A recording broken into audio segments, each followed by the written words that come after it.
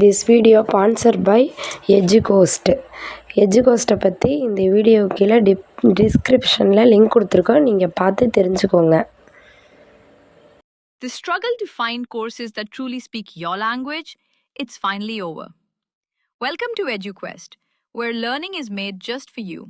At EduQuest, we bring you a wide range of online courses, from career building programs to skill boosting masterclasses, all in your regional language. Because we believe language should never be a barrier to success. Our courses are tailor-made after understanding what today's learners really need. So why wait? Start learning the smarter, simpler way only with EduQuest. Visit eduquest.courses and explore your next course today. And hey, don't miss out on our exciting offers and promotions. இப்போ நம்ம ஒரு குட்டி கதை பார்ப்போம். நம்ம வாழ்க்கையோட ஒத்து போகிற மாதிரி ஒரு குட்டி கதை பார்க்கலாம் வாங்க. சிங்கம் எவ்வளோ நாள் வாழ்ந்தாலும் அது ஒரு நாள் இறந்து போகும். அது ஆனாலும் அதோட இறப்பு ரொம்ப கொடூரமாக பயங்கரமாக இருக்கும். ஆனால் சிங்கம் இளம் வயதில் மித்த விலங்குகளை துரத்தி வேட்டையாடும். மித்த விலங்குகளை துரத்தி கொடூரமாக வேட்டையாடும். ஆனால் அதோட ஆதிக்கம் அப்போ ரொம்ப அதிகமாக இருக்கும். ரொம்ப காட்டுக்கே ராஜா அப்படின்னு சொல்லிட்டு அந்த ஒரு கெத்தோட சிங்கம் இருக்கும். ஆனால் சிங்கத்தோட வயதான நிலையில் ரொம்ப பரிதாபமான நிலையில் தான் சிங்கம் இறந்து போகும். ஆனால் சிங்கம் மித்த விலங்குகளை ரொம்ப கொடூரமாக வேட்டையாடி அதை சாப்பிட்ட மிச்ச மீதியை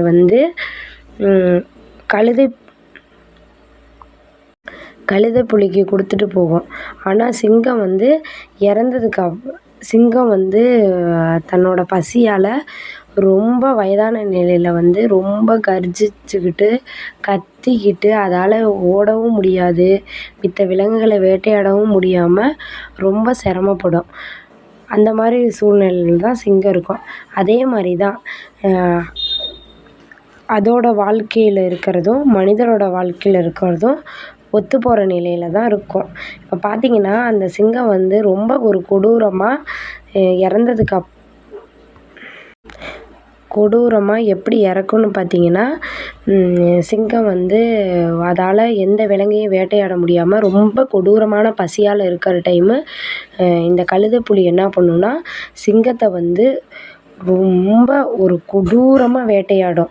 அதோட உயிரோடு இருக்கும் போதே அந்த சிங்கத்தை ரொம்ப அணுவாக அதை பிச்சு சாப்பிட்டு ரொம்ப இந்த கொடூர நிலைக்கு கொண்டு செல்வது தான் இந்த கழுதை புலி. ஆனால் சிங்கம் ரொம்ப கஷ்டப்படும். அது ஓடவும் முடியாமல் அதோட பசியை தாங்கிக்கவும் முடியாமல் ரொம்ப கஷ்டப்படும்.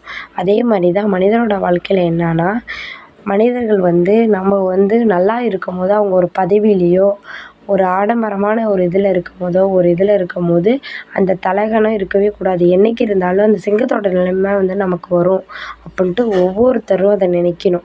அந்த ஆணவம், அகம்பாவம் இந்த மாதிரி எந்த ஒரு கெட்ட எண்ணங்களும் இல்லாமல் இருக்கணும் அப்படின்னு சொல்லிட்டு இந்த கதையிலேருந்து நம்ம தெரிஞ்சுக்கணும்.